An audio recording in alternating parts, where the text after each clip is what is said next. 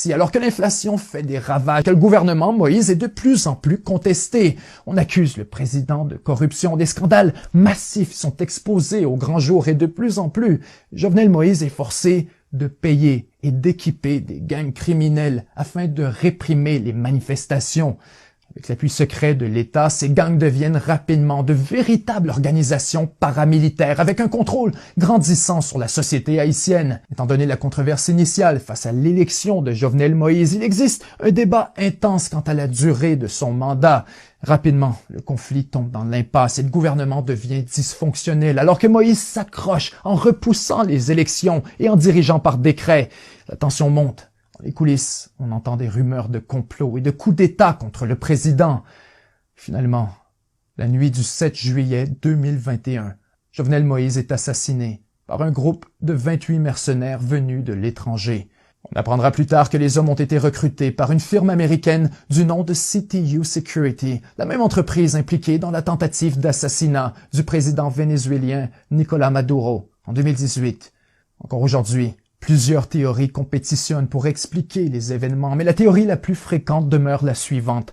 Avec l'appui au moins tacite des États-Unis, du Core Group et de la bourgeoisie haïtienne, un homme du nom de Réginald Boulos aurait organisé et financé l'assassinat afin de lui-même s'installer au pouvoir.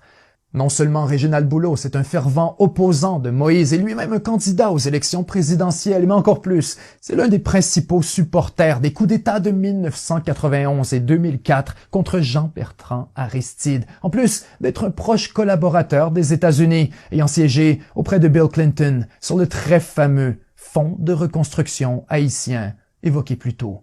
Les courriels ayant fuité sur Wikileaks ont également démontré que Boulos collaborait secrètement avec l'équipe d'Hillary Clinton pour manipuler les résultats de l'élection présidentielle en 2010 et 2011.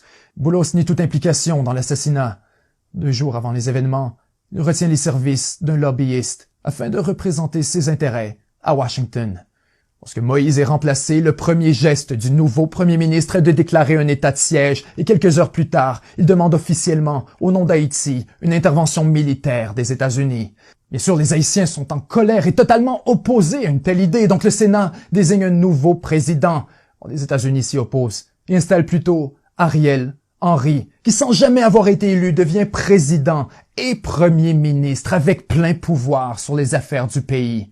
Plusieurs sont alors scandalisés devant une ingérence aussi flagrante, tellement que l'envoyé spécial des États-Unis pour Haïti démissionne carrément de son poste en affirmant dans sa lettre de démission « Je pense qu'Haïti ne connaîtra jamais la stabilité tant que ses citoyens ne seront pas jugés dignes de choisir leurs dirigeants en toute équité et honnêteté. » On ne peut qu'être effaré par cette illusion de toute puissance qui nous persuade que ce serait à nous, une fois de plus, de désigner le vainqueur. Et voilà ce qui nous amène à aujourd'hui.